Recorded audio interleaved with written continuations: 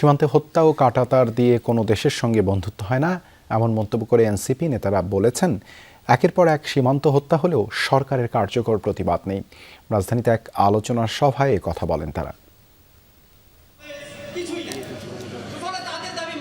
রাজধানীতে শাপলা গণহত্যা বিচারহীনতার একযুগ শীর্ষক আলোচনা সভার আয়োজন করে ন্যাশনাল উলামা অ্যালায়েন্স।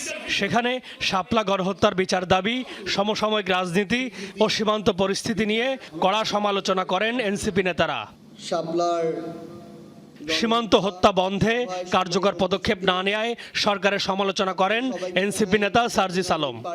সীমান্তে একদিনে একটা জায়গায় দুইজনকে গুলি করে হত্যা করা হয়, আমার দেশের পররাষ্ট্র মন্ত্রণালয়ের সরকার প্রধানের কোনো স্টেটমেন্ট তাদের কাছে পর্যন্ত পৌঁছায় না। আগে head of news, head of multimedia, CEO তাদের মতো করে চললে হতো, তাদের কথা শুনলে হতো। এই দলীয় হওয়ার পরও মন শান্তি হয় না। এবার ওই মিডিয়া হাউসের শেয়ার আমার এই নেতাকে দিতে হবে। সীমান্তে ভারতের কাঁটাতারের বেড়া নির্মাণের হুমকি ও চলমান হত্যার কড়া প্রতিবাদ জানান নাহিদ ইসলাম। বলেন, দেশের সার্বভৌমত্ব রক্ষায় সরকারকে দৃশ্যমান ভূমিকা রাখতে হবে।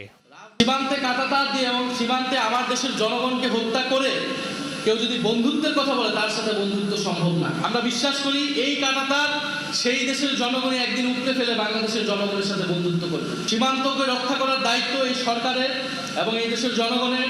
হেফাজতে ইসলামের 5 মের আন্দোলনে বিএনপির ভূমিকা নিয়েও প্রশ্ন তোলেন নাহিদ ইসলাম।